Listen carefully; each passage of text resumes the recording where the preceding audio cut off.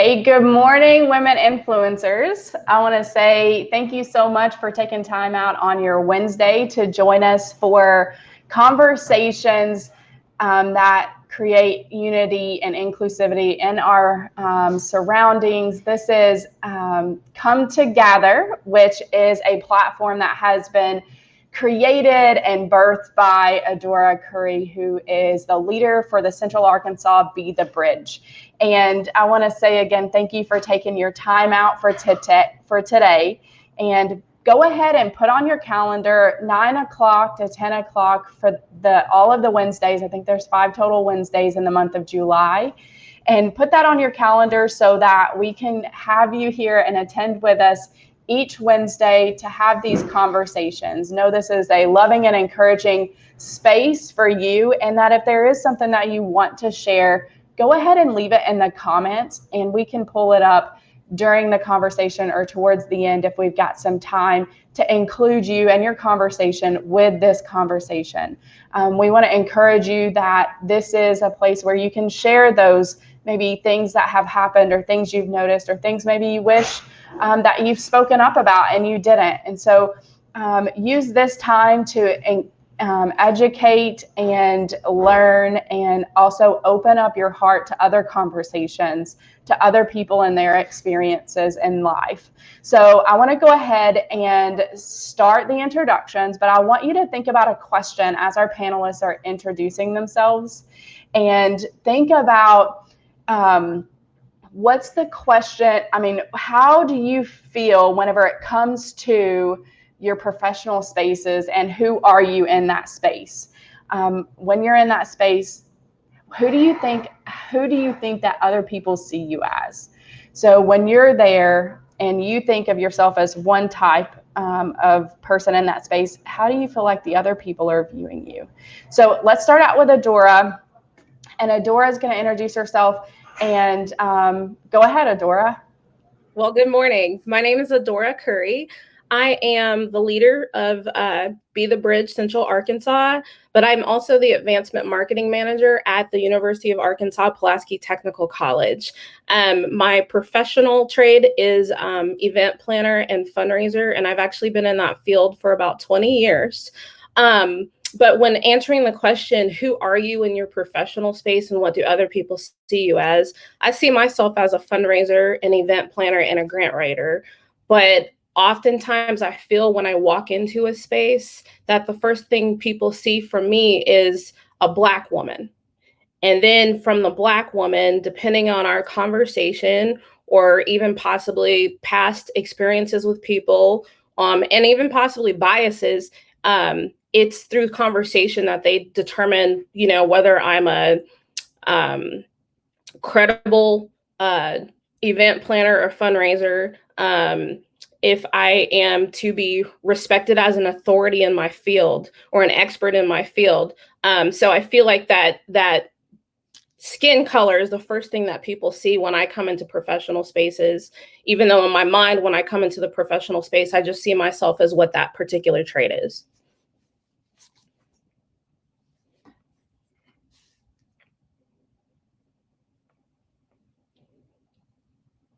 What about you, Classie or Callie? Hi, so I am Classie Watson. I'm a life and business strategist, photographer, speaker, and educator, and seriously just a multi-passionate entrepreneur. I hold my master's in clinical mental health counseling, and things that some people just don't really know about me is from the time I was young, I've served on boards in the city. I developed and cultivated the very first Youth Diversity Council, where we hosted workshops at the State House Convention Center for middle schoolers to really learn and be able to process the effects of bullying and emotional and mental trauma in school and home, and coping with the effects of peer pressure. And so when I walk into a room, in being an entrepreneur and a Black woman, I've realized that I become more and more aware of my Blackness. And that is because when I'm in circles that have majority women and not many minority women, women's organizations, there are spaces where because I'm defaulted to a young Black girl, colloquialisms are used, stereotypes are used, and different implicit racial biases show themselves in the way that people approach me, speak to me, and seeing me potentially as unworthy of certain spaces, incapable and or inadequate. And so as a result, just like Adora said, I become more thoroughly credentialed than other people, than my white colleagues. I'm asked for all of these different things to help give me credibility in my field and what it is that I'm capable of doing. And I know that a lot of people see me as a powerhouse, but similar to what Adora said, it's after you see me utilize my platform. You have had to have experienced my gifts and my talents and what I'm able to do before you don't just see me as a young Black girl or whatever those internalized racial biases that you have about a Black person or a Black woman's abilities. It's after you experience me that you then begin to develop a new idea of who you see me as. And then I become the powerhouse. And then I become, wow, she's really smart. She's really intelligent. She knows what she's talking about. And so when I walk into spaces like that, one of the final thing that I want to say is I'm okay with you seeing me as Black, because my Blackness is rooted in a culture of resilience and power, integrity, grace, love, perseverance, and people that are powerfully purposed to overcome time and time again. I'm okay with you seeing me as Black. What I'm not okay with in these rooms is when through that lens you choose to define my abilities, my credibility, what I'm capable of, if I'm important enough. And what I see myself as is gravitas all day, every day when I walk into the room. Thank you, Classie. Callie, what about you? Yeah, good morning. Thanks you guys for joining us. And I just have to agree, Classie and Adora are both powerhouses. And if you know anything about them, you can't deny that once you meet them. They radiate power and amazingness. So I do events for the Little Rock Regional Chamber, and I think that my job on a daily basis is to make sure that members of the community are feeling engaged in and networking for business, and they're feeling engaged about seeing why business is important in the Little Rock regional area. And we're here to promote that in professional development. I often feel when I walk into a room that people just see me as a party planner. She's a female. She's gone into the party planning realm. They don't often realize that it's been a long time to get me here, and that I have years and years of experience doing many different things, and that I chose this because it's my passion. And that is a little bit frustrating when people see you as just the logistical person and not maybe a relationship builder or a content creator. And so, I think that while I'm not always disadvantaged by what people see at first as far as the color of my skin, I am, secondly, a woman who a lot of people, tend to devalue my intelligence when I'm planning something. And so, and I think that as women, a lot of us feel that. We don't feel like we can establish ourselves as experts in our field. And so, but other than that, I'm really glad to be here and have this conversation. It's so important to have this conversation and to create this safe space so that we can talk about it. So. It is. I agree. And I really appreciate Adora for stepping up and saying, hey, this is something that we need. Taking it by the horns, I guess you could say, and making this happen. So the goal of Women Influencers Come Together, which is a partnership with Be the Bridge Central Arkansas, is to host these conversations that foster the spirit of unity and creates growth and solidifies cross-racial business relationships. As we go through today, I want you to remember that first question that we ask: who are you in your professional space? And who do you think others see you as a way to relate these conversations back to you and to your friends that you see and that you work with every day. So Adora, take just a couple minutes and tell us about Be the Bridge and how does it align with today's conversation? Okay, sure. So Be the Bridge actually just celebrated its 4th birthday about a week ago. It was founded in 2016 by an amazing powerhouse woman named Latasha Morrison. And her focus was actually on racial reconciliation in the church. There was an event called the If Gathering that had been going on for a while, and that actually got its roots here in Little Rock as well. And what was interesting about participating in the If Gathering is that it brought women together from all generations to kind of, talk about Jesus. But what you noticed when you went to these events that they were little pockets of homogeny. Everybody looked the same, and it was like, I think Latasha noticed that there was a lot of exclusion when there should have been inclusion. And so she questioned that. And from that, these conversations were birthed.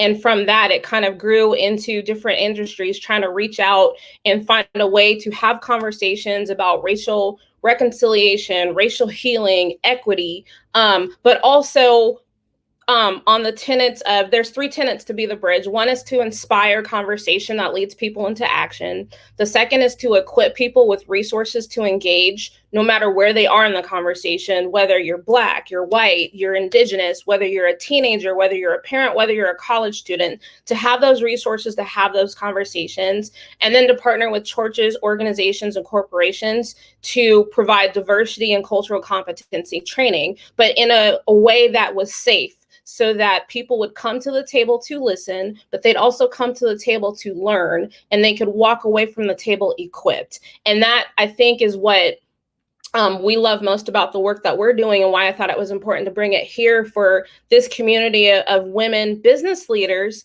is that we want to have those hard conversations, but we want to know that each one of us that is brave enough to come to this table and have this conversation knows that this is a safe space where you can do a self-inventory, you can be corrected with love, and also, if you feel marginalized or you have past experiences, you can share those with the intent to educate people, but also to heal. And so that's what kind of makes this series of conversations kind of stand out differently, because everyone that comes to the table, from the moment you arrive here, you are safe. Nothing's going to be taken against you, because it's an opportunity for us to learn from each other, to grow from each other, and to thrive together.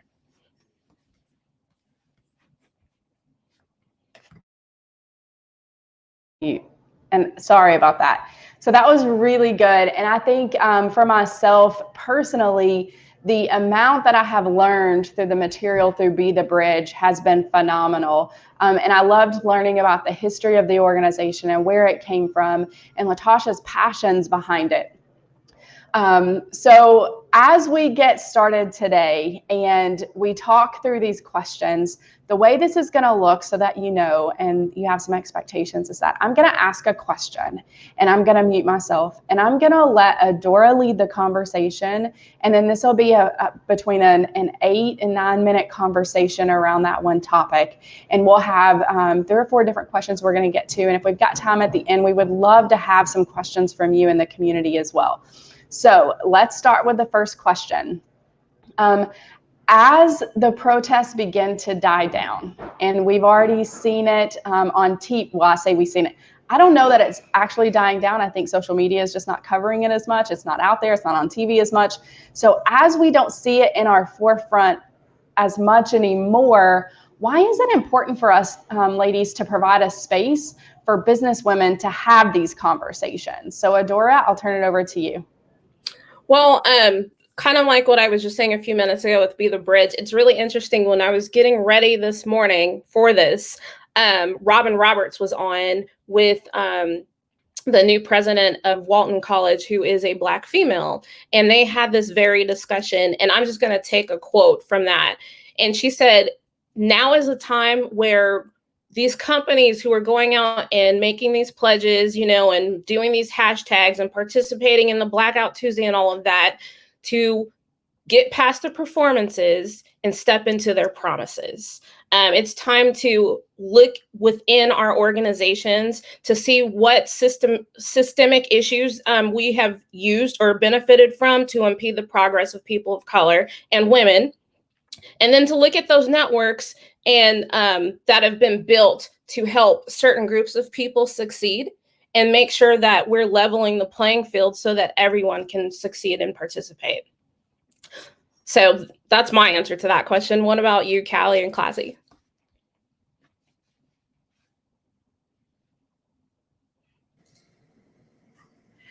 So I'll jump in here real quick. So I think that it's really important to continue these conversations because if all we're seeing on TV are the protests and all we're hearing about are protests, and we see so much conflict on social media and things like that, I think that you can't get policy change and you can't get people's hearts to change unless the momentum continues.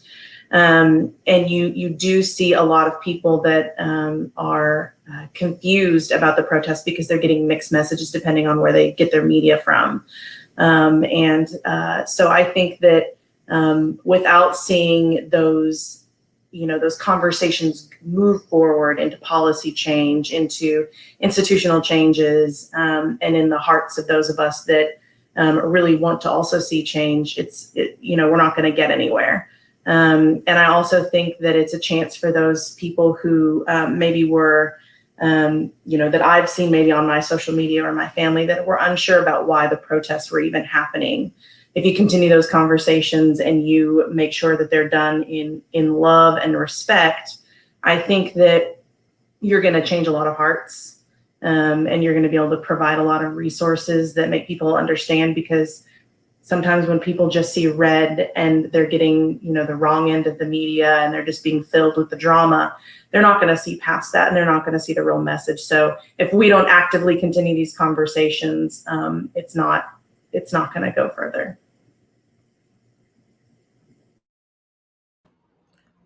I agree with that, Callie, for sure, because if we don't continue the conversations, then what happens?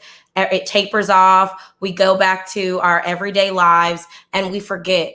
And one of the things that I want us to also be very mindful of is simply because the protests are not being televised or people or your news feeds are slowly going back to normal, the protests themselves have not quieted down.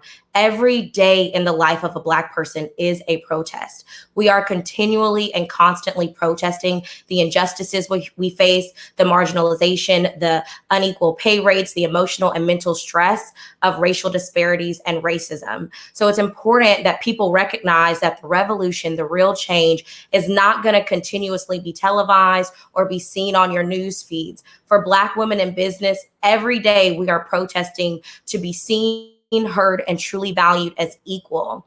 What we have to do is start to learn that the mental and emotional trauma that Black women experience as a result of racial disparities, narcissistic abuse in what is a white supremacist culture that oppresses, that marginalizes, and that continues to invalidate the existence and the quality of life and the value placed on the lives of Black women is detrimental. It is harmful. It is painful. And in spaces like these, this is why it's so important, because when true learning is present, there is no room for ego or defensiveness. And oftentimes when we enter into these conversations, people shift in their comfort. And when we get uncomfortable, we either want to get defensive, our egos want us to jump in and say, but wait. And in spaces where we're truly trying to learn and understand, there is no room for ego or defensiveness. True understanding comes from a place of love, kindness, and sheer want to connect, build rapport. We need these spaces where Black women's voices and majority women's voices are being seen, heard, and valued, because otherwise we're not fostering any forward momentum. We all get lost in our individual lives. I know I do that from time to time, and I'm sure you do as well. But it's conversations like these and diversifying our relationships that end up challenging us, to move us to unlearn, unravel, and peel back the layers of what once was and move us into the hope for the future that can and will be. These conversations tend to foster growth. So while we're looking at the overall systems, what we have to realize is growth comes from us as the individual first. We can start to implement changes in our systems, but if we don't begin to cultivate new ways of existing, our mindsets, our beliefs, uncover our internalized racism, our implicit biases, challenge ourselves, just like in crops. And I'm going to just give this example really quick. I love to use the word cultivate, because in crops, when you cultivate soil, what do? You consistently, repetitively remove the impurities of that soil, and then you replace them with the nutrients that are needed for that plant, that flower to grow and to blossom and bloom into what it was originally intended for. And you rinse and you repeat that process. For things to change, we have to be willing to constantly cultivate ourselves, not just one time because BLM is trending, but we have to be willing to constantly cultivate ourselves, sift out the impurities, the implicit biases, the internalized racism, the negative mindsets, or whatever it is, and replace them with the right nutrients of love, understanding, and whatever else that we need so that we can grow into better versions of ourselves. It starts with us. It moves into our homes, seeps into our communities, and then into our societies, and then into the way that we do life and business. I think you hit the nail on the head right there. What I want to ask you all is, from the past few weeks, like, what has been the most eye-opening for you, both on a good and on a negative plane? Like, what's been alarming to you, or shocking, or humbling, and then what has given you hope and realize that we can go from where we can go from here, like hopeful that we can do better going forward. Well, I'll go ahead and say, and I think I speak for a lot of white people out there, is that we have a lot more bias than we realize. And it takes a lot to be able to sit in that uncomfortable sphere and think, okay, well, I didn't realize I felt like that, or I didn't realize that I am here because of that, or I had a better opportunity because of this, or that this happened. Because I think a lot of us are just so used to growing up around the way certain things are that, for me personally, I felt myself thinking something or saying something. And I'm a very open-minded, and I consider myself an enlightened person. And, to be able to, think, well, why in the world did I think that? Or why did I say that? That's not right, and that we have to realize that it's within each of us, and it's up to us to get to that uncomfortable space and then sit with it for a while and try to think back, how in the world did we get here? The other shocking thing is, for me, is how many people I'm connected to that are okay with racist thoughts and just some of the things that I've seen posted. And some of the ways that I've seen specifically family members defend themselves.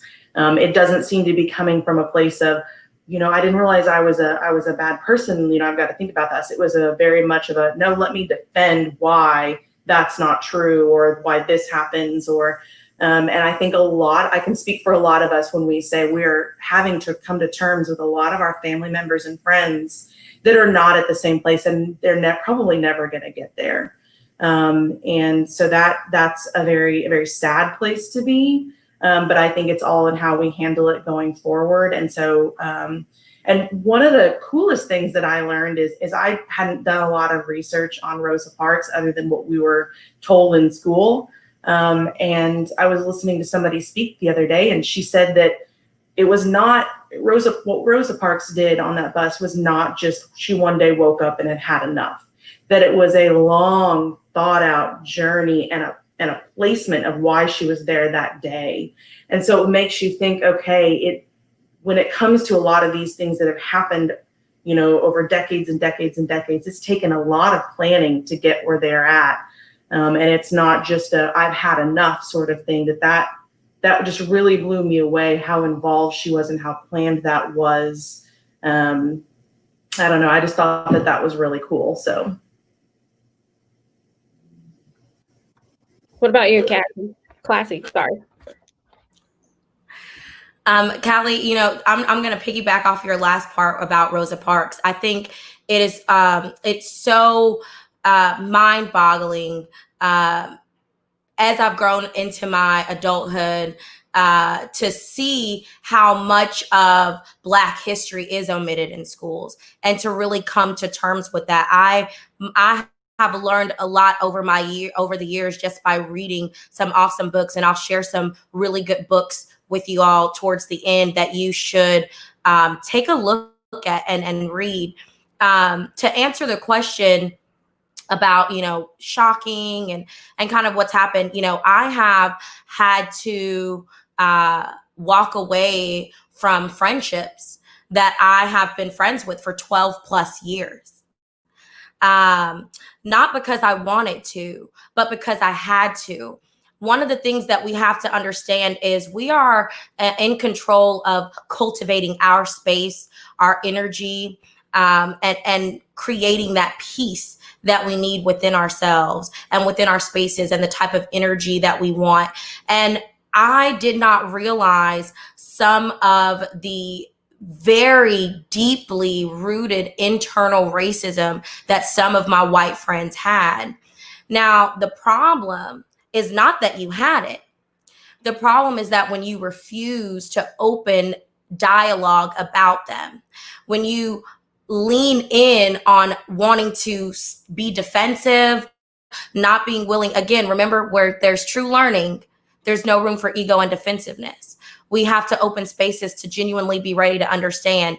And so that has been one of the most shocking things that has happened to me that has happened to me personally with the rising of this movement that has transcended to not just like here in Arkansas or in Minnesota, but it has transcended globally, which is beautiful. It's amazing. And that is also one of the most shocking, that not only did we have protests in all 50 states, but we had protests in other countries, and people finally saying enough is enough.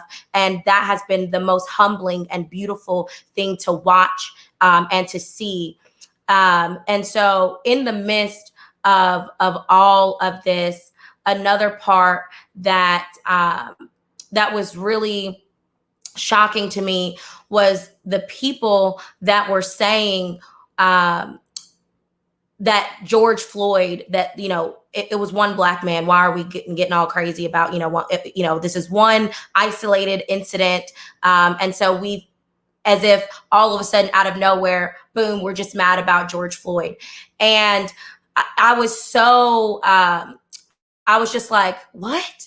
This says 12 generations of Black people were enslaved. Just 3 generations ago, my great grandmother was a slave, 3 generations ago. So when you think about that, 12 generations of Black people were in slavery. And it wasn't simply George Floyd. It was enough is enough. The unrest, we've been dealing with this for too long. And when I think of the word dealing with, right, we're trying to just say, okay, you know what? This is life. I'm just going to have to deal with it. I'm just going to have to, this is just how it's going to be. And so those have been some of the most shocking, but then the most humbling are to see people that have reached out to me, because on my platform, I've hosted different things to discuss a lot and dismantle some topics, and to see those white friends and colleagues that have personally reached out, that have made personal posts about it, and have really said, hey, and not just saying, hey, I support BLM, but actually being willing to talk about how they have been a part of the problem, how they have idly stood by and seen things happen or racism happen and not said anything. That has been the most empowering part, is to see people willing to step up, take ownership and responsibility and say, I'm ready to shift and I'm ready to change. And that has been one of the most humbling and empowering experiences for myself. Thank you for that. I forgot to give myself an opportunity to answer the question as well. What I will say is, in trying to create this space for women in business, I've done a lot of research on the various industries that will be doing these conversations over the next few weeks. And I think it's bittersweet, I guess that's how I'll describe it, is to see how many Black women and women of color in education, in nonprofit industries, in law, in real estate, all have felt kind of oppressed in the workplace. It's something that, you know, especially for me, I'm the sole Black woman in my organization and the foundation for which I work. So it's like sometimes when you experience things, you don't really want to rock the boat, because you don't want to come across as the militant or angry or aggressive Black woman. But at the same time, there are some things that you just don't want to stand for, because you've gone to school too long, you've worked too hard, and you don't deserve the disrespect. And so it's been kind of like a tightrope, a fine line of which battles you're going to fight and which battles you're going to let go. And I felt a sense of sadness, but also a sense of comfort in knowing that I wasn't alone and that other women across all industries feel exactly the same. But then on the flip side, what gives me hope is that April and I sat down and came up with a list of like 30 women, and we covered every race, and every single one of them came back excited and honored to be a part of this conversation. And that gives me hope that we can come to the table and talk about our experiences and work together to move forward in a constructive way.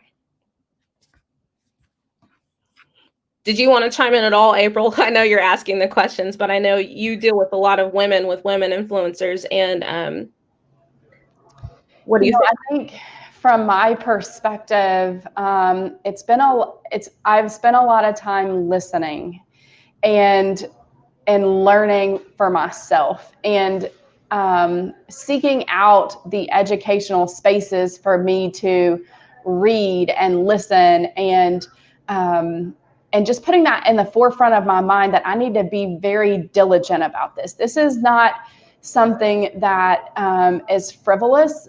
I want to make sure that the women in the community know that as a community, this is something that's very important for every single one of us. And I would encourage, just from my perspective, that as a white woman, the first instinct is to be defensive. But when you're building a relationship, you don't become defensive every time someone says something that you may initially disagree with. You open up your ears and your heart and your mind and you listen. And so through today's conversation and the space that Adora has created, and like what Classie said earlier, it's about creating the space to connect, but like putting that note in your head, like, oh, I need to be open because I feel something different here. Why am I feeling this? Be introspective and be like, where is that coming from? But then listening to that person that's telling you, hey, that's not good. And hey, you shouldn't have said that, or that redirection. And we all get better when someone tells us, hey, you could be better at this. So that's what I have to say about just being white and really opening up my ears and my heart and listening, and just to use that to encourage other women. So then let me ask you ladies this question. Because we're working on making these connections, you know, a lot of times, like, especially like I think about HR, and when someone's applying for a job, and they always want to make sure that there's at least one candidate of color so they can kind of check that box to prove that they're an equal employment opportunity employer. how do we, as we start moving forward and as people start partaking in these conversations, like, how do we ensure that we're trying to build authentic relationships with people? What say you?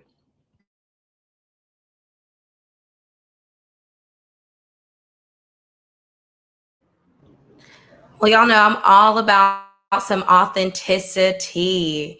And authenticity, building authentic relationships. I always have to go back to the person. How authentic and real and honest are you with yourself? You're only going to be able to put out that which you're able to give to yourself.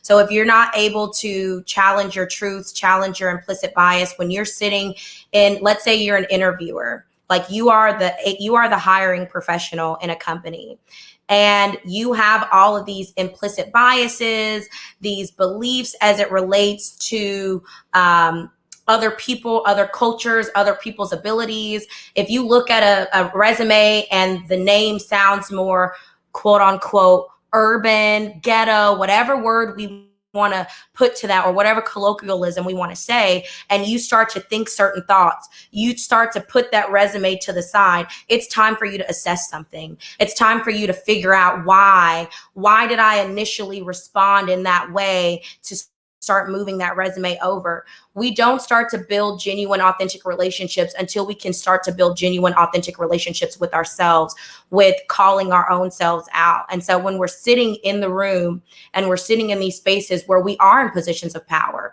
we are in positions of leadership, if we're not able to assess ourselves, how can I show up and adequately and effectively lead you well? I can't even lead myself well. How can I lead this interview well? Because everything that you're saying is being filtered through my perception, my mindset, my beliefs. And these are both conscious and unconscious.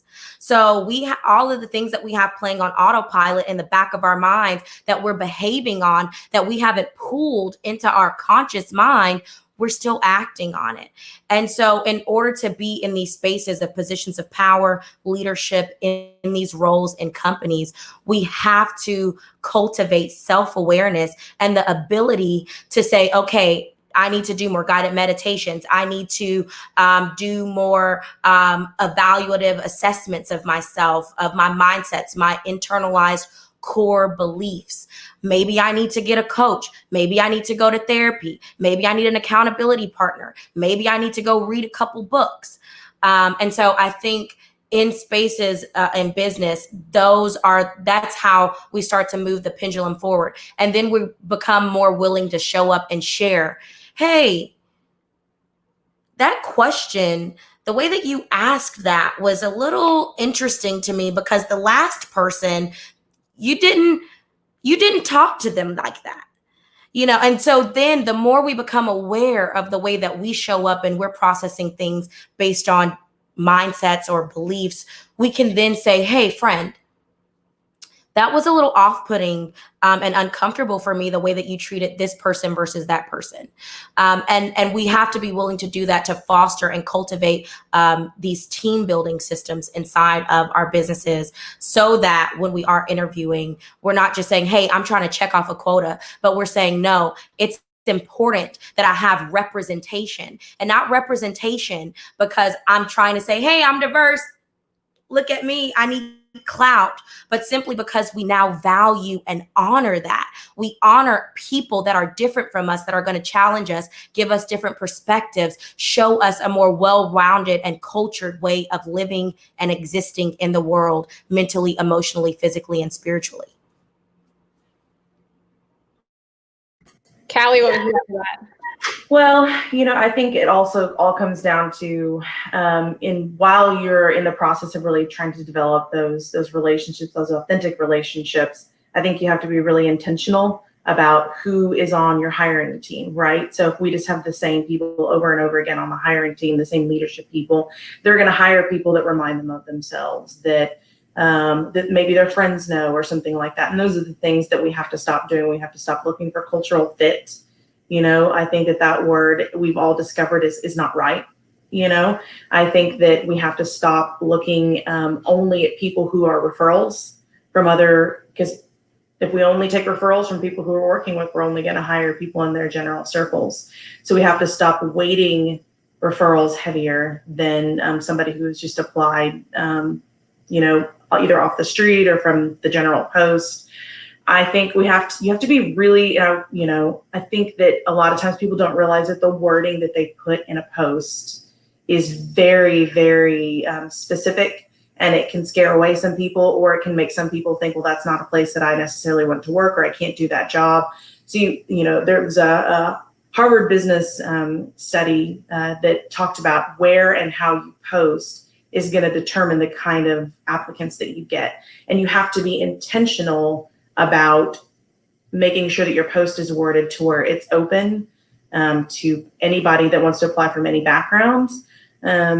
So I think that we have to, while being authentic, we also have to really be intentional to be able to get that conversation going. And hiring managers have to be so careful that they're not judging people by, I think long gone are the days where education is everything, right?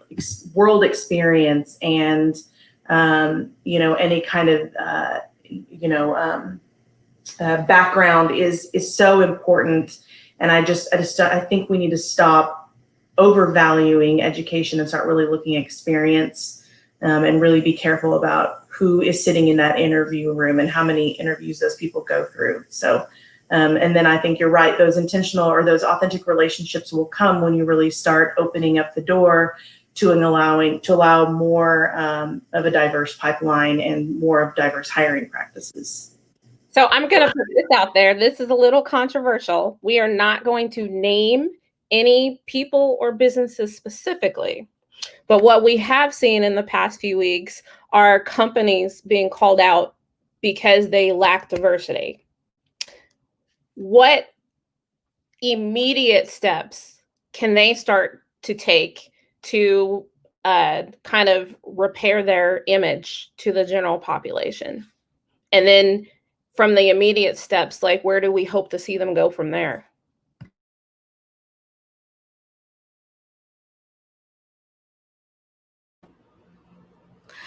I'm like waiting to see, like, is anybody else gonna go before me before I jump in? Y'all know I'm a talker, okay?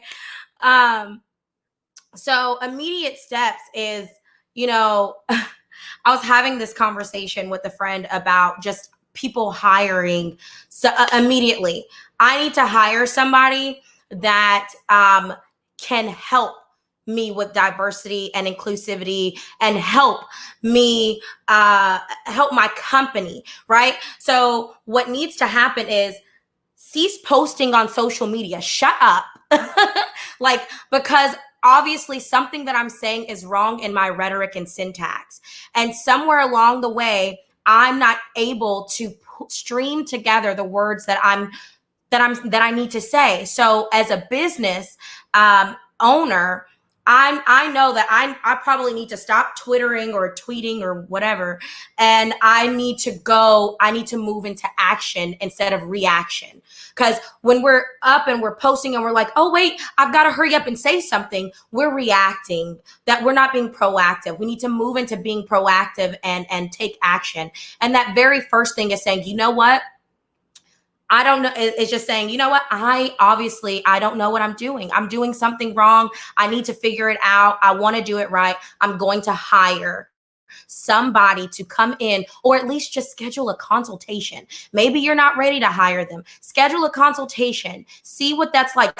Schedule several different consultations with people that can come in and do diversity and inclusivity trainings that are going to actually look through your current systems, your current processes, your current procedures, your current trainings, all of that, and be able to shed light on your gap areas, those shadow places that you're not being able to see because you're filtering everything through your mindset, your experience, your reality.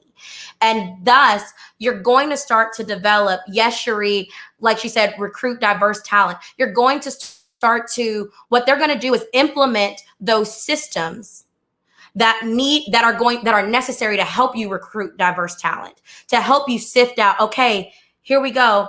this is what we need to do. And similar to what you said, Callie, about how many times has that person been in the interview room, like taking care of the mental health of your employees, of the emotional health of your employees, developing, again, because this is what I do, systems of mental and emotional wellness that are littered all throughout the way you do the very foundation of your business, of your company, of your corporation.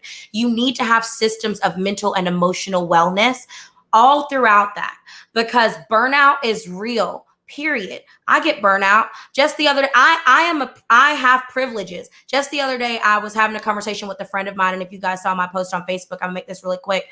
I was talking with them as a Hispanic person. I was like, oh my gosh, what type of places do you want to go to? Where do you want to travel? Where do you want, across the world? And they start telling me all these things. And then they asked me, like, in my business in the future, am I willing to do a program where immigrants that are undocumented can get, can receive a visa, work permit, and still be able to go and travel through that company? And immediately I said, you're a dreamer, aren't you? And because dreamers under DACA are not able to travel outside of the US, they will not be able to come back in. There are so many stipulations for them to be able to be DACA. And in that moment, I realized, I was like, wow, I'm privileged. I can travel out of this country and I can come back, And so I'm even having to assess my own things that I'm implementing in my business. And here's my friend saying, hey, will you do this? And so we have to be willing to say, okay, you know what? I need to hire somebody. That to me is the initial step, because they're going to pull out all of those things for you if you're not able to see them yourself. And I just want to just piggyback in case anybody was just jumping in, and then Callie, you respond. But so Classie, you're saying when you're saying hire someone, you're saying hire someone to come in and do an internal audit of your organization's culture of diversity and cultural competency before you jump out and just go check the box like, well, we just added another person of color, so we're diverse. Let's see, because there is also a revolving door when it comes to satisfaction of people of color working in certain organizations. And you need to assess why that is as well. Is that a good way to kind of sum up what you did? Yes, girlfriend. That is it. That is the nail on the head. Okay, I'm passing the mic to Callie. Yeah, so I think that companies also, when they're evaluating themselves, need to go back and look at their core values. And if seek diverse perspectives isn't on that list, shame on you and add it, because we all know that there are many studies that say, and I know at the heart of this, we shouldn't be talking about a company making more money, but it even makes business sense to seek diverse perspectives. When you've got a diverse team that can show you all of the different things and all of the different ways that you can advertise or market or anything like that, I think that we're missing a lot of things when companies aren't willing to open themselves up and look at things in a different way. I also think that, we talked about, Classie talked about no room for ego. You have to be humble. You have to sit with the uncomfortable. I think we have to ask that of our leadership, because if our leadership isn't going to sit down, and if our board isn't going to sit down, or our management isn't going to sit down and really think, okay, what have I done? What can I do? Where are some things that I can improve on? Then we're not going to get anywhere, because it all trickles down. And I think another thing is to stop making conversations about race in the workplace taboo. I don't think that, I think that it is so important to let people talk about experiences without having to be hush hush about it. And I think that we need to foster an environment where people can openly discuss how they have felt wronged and how we can move past this, instead of just tiptoeing around it and having one-on-one conversations behind closed doors. I think that's awesome. And I want to add on that, and I want to challenge people out there that are watching this too, that the heart behind the statement that I don't see color is, I think, I'll speak for myself. I get where you're coming from, and I get the heart behind that. But I want to challenge you to see color and to appreciate color. And even in these workspaces, what Callie just said was really interesting about hiring diversity or trying to get diverse perspectives.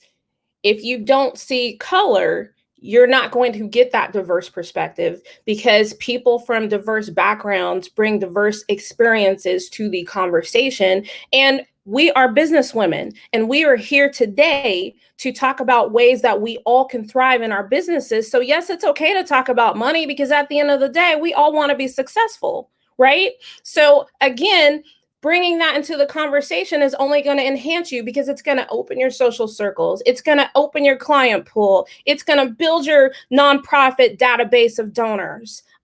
We have to learn to value and embrace color and diversity, and not put blinders on, and not assume, yes, we want everybody equal, in the sense that we want everybody to come to the table and know that they all have a stake and that the playing field is level. But at the same time, we do want to recognize those differences, so we can say, hey, can you introduce me to these people? Hey, can you show me how, even as event planning, how we can make this experience more authentic for these people, and show them that we've done their homework to make their dreams come true in this experience. So again, I'm endnoting, or kind of like summing up what you just said, but I do think it's important for us to take those blinders off and not be blind to color, but to appreciate and value color, and realize that that makes our companies that much more rich, and that makes all of us as business people that much more successful.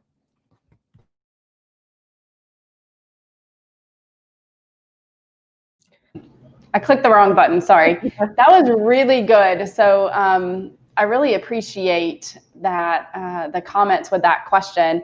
And we're getting up close to time to wrap up. And so I want to ask, in just like 30 seconds from each of you, so that we make sure that we close on time, is what do you hope for that's an actual outcome of these conversations here in Women Influencers, that's creating the space for these tough questions and tough thoughts? Adora, let's start with you. Just like 30 seconds about what do you hope is going to happen after these conversations?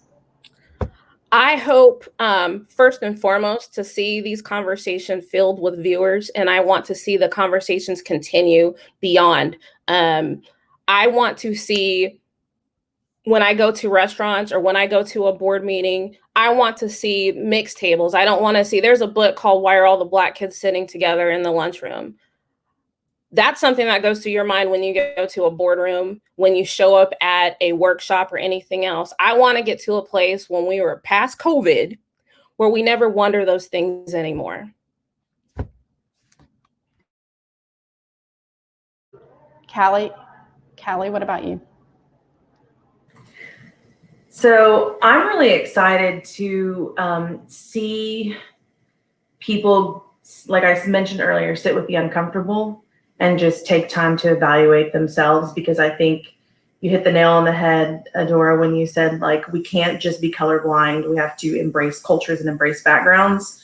And I think if people start seeing it like that, we're going to come up with some really cool stuff, especially within this organization and this community. And I can't wait to see some of the beautiful things that can come out. And who knows, whether, what I would like to see is inspire people to go on to run for local office, or to take that job, or take that promotion, or put on that program. And I really want to see some beautiful things come out of these conversations, because people feel more empowered and more connected.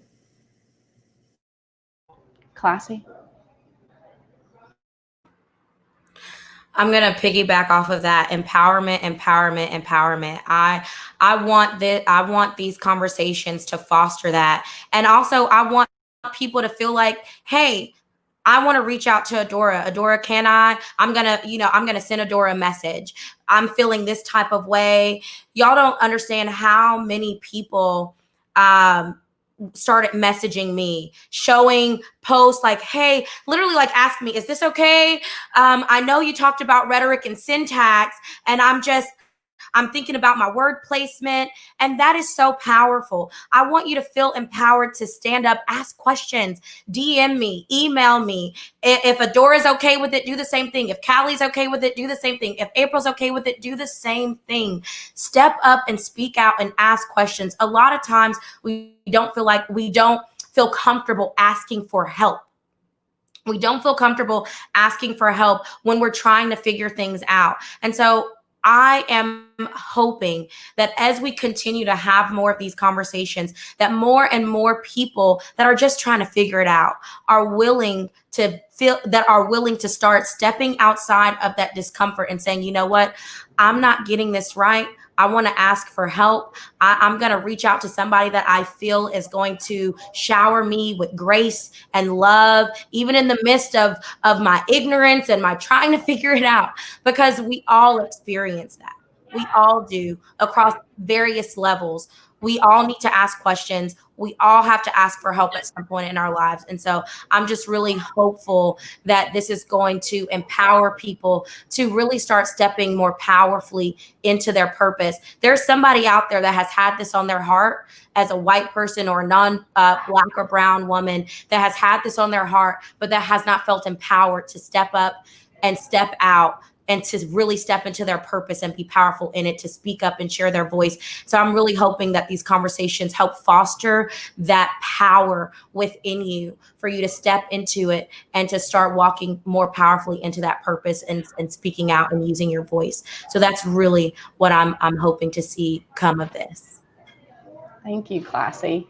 And I know we're getting close to time. And so as we're wrapping things up, I'm going to leave you with some homework, and this is Adora's idea, and I think it is amazing. And the first thing that we want you to do whenever you leave this conversation today and you go about your life today and then tomorrow, and really look at and audit your circle. So when you walk into that office and you're sitting at the lunch table or you're sitting in the lobby, really think about, where are you most comfortable? And then do the other thing. And so if you walk in, like Adora brought up the conversation, why are all the black kids sitting at the same table over lunch? I know that's not the exact name of the book, and I don't remember the name, but like, why are they all sitting together? And why don't you go sit with them? And maybe it's not the kids at the lunch table, but maybe it's other coworkers, and go be that bridge with the uncomfortable, and just go start having conversations and develop that. So that's Adora's homework. She says, go audit your circle, consider ways that you can expand it and grow your business to enrich your life. I want to also say, Adora, you said there was one consistent feedback that you heard from women in the professional circles that are Black and women of color. You know what I'm talking about? The feedback about how they feel that they are presented in the workplace. Can you share that quote again? Okay. I'm putting you on the spot. Yeah, you did put me on the spot a little bit. It's okay. And I'm trying to find it because I don't want to butcher what she said. But basically, it was just saying that, women of color, especially a Black woman. I'm like scrolling really fast to see if I can actually find her exact quote. No, it's okay. It was so profound that I don't want to say it incorrectly. Oh, here it is. Oh, no, that's not it. I post a lot. Okay. She says, I have often not stuck up for myself at work because of the angry Black woman stereotype, but I was the new person and the only person of color. It's a horrible feeling to convince yourself not to defend yourself. And that gives me chill across the board is the most common lament of Black women from all professions. That is so, enlightening is the word. And it makes me sad. So that is something, if I answer that question, I want women to feel comfortable to stand up for themselves and know that there is a space, and we have to create that and force the businesses to allow that space for women to stand up for themselves, women of color and Black women. Okay, don't tear up, April. Okay, we're going to wrap this up. I really appreciate all of you for taking time to be here today and taking time to engage. And there's so much in the comments that I know we didn't get to, and there's great questions. And Adora, Classie, Callie, if you would take time throughout the day today and go look at those comments and either give feedback or reach out to them. And let's encourage the women for the next ones that are coming up next Wednesday, 9 o'clock, right here, Facebook Live. And then every Wednesday at 9 o'clock for the rest of July, we're going to have these conversations and we're creating this space. So let me wrap this up. Classie, thank you so much for being on today. Callie, thank you for stepping in and being on today. And I am going to pull up the dates so you can see those. And we will see you all next week for the next event. And thank you so much. Thank you. Thank you for showing up. I'm going to share. I'm sorry. I'm really, I'm getting more proficient with this. So here we go. So Adora, you want to tell us about this? Sure. So next Wednesday, July 7th, 9 a.m., what does it mean to be a woman of color in real estate? The following week, the 15th, how do issues of race impact professionals of color in the nonprofit sector? July 22nd, our primary, secondary, and higher education space is culturally competent. That will be a timely one as we send our kids back to school. And then our final one will be, how do we thrive beyond the hashtags supporting minority-owned businesses? So we hope to see you, every single one of you, for the next few Wednesdays at 9 a.m. right here. And thank you all for coming today, too. We are so excited, and we hope you all leave empowered as well. Don't forget to do your homework. Thank you.